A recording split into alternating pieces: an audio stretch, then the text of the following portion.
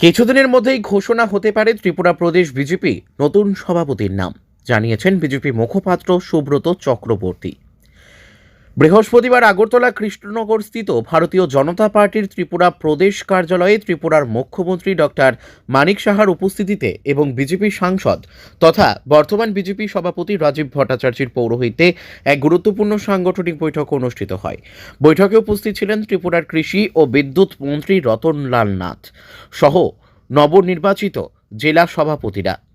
আজকের বিজেপির এই সাংগঠনিক বৈঠক থেকে পরবর্তী সাংগঠনিক কার্যক্রম ঠিক করা হবে। পাশাপাশি কিছুদিনের মধ্যেই ত্রিপুরা প্রদেশ বিজেপির নতুন সভাপতির নাম ঘোষণা হতে পারে বলে জানান বিজেপি মুখপাত্র সুব্রত চক্রবর্তী।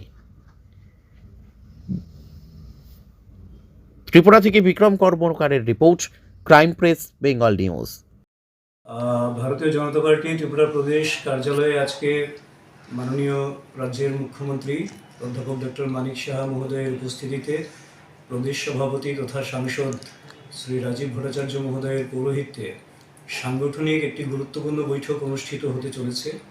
আপনারা অবগত আছেন, আমাদের ত্রিপুরা প্রদেশের বিভিন্ন জেলা কমিটি নতুন করে পুনর্গঠিত হয়েছে, মানে জেলার সভাপতি নির্বাচিত হয়েছেন যারা, তারাও আজকে বৈঠকে সামিল রয়েছেন এবং মন্ত্রী সহ অন্যান্য বিভিন্ন জেলার যারা সভাপতি, তারা অফিস বেয়ারার, তাদেরকে নিয়ে একটি গুরুত্বপূর্ণ সাংগঠনিক বৈঠক এবং সেই বৈঠকে আগামী দিনের কার্যক্রম কিছু গুরুত্বপূর্ণ বিষয় নিয়ে আলোচনা হবে এবং এই আলোচনার পর যে রূপরেখা তৈরি হবে আগামী কার্যক্রমের, তার দিনক্ষণ বা নির্ঘণ্ট এবং কি আমরা নতুন করে কার্যক্রম হাতে নিয়েছি সেই বিষয়গুলিকে আপনাদের সামনে আবারও আমরা তুলে ধরব।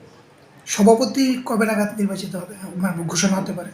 এটা গোটা দেশে এই প্রক্রিয়া চলছে এবং বিভিন্ন জায়গায় সেটা সম্পন্ন হয়েছে, বিভিন্ন জায়গায় বিভিন্নভাবে সেটা এগিয়ে চলেছে। আমরা আশা করছি খুব শীঘ্রই আমাদের সভাপতি নির্বাচন হয়ে যাবে।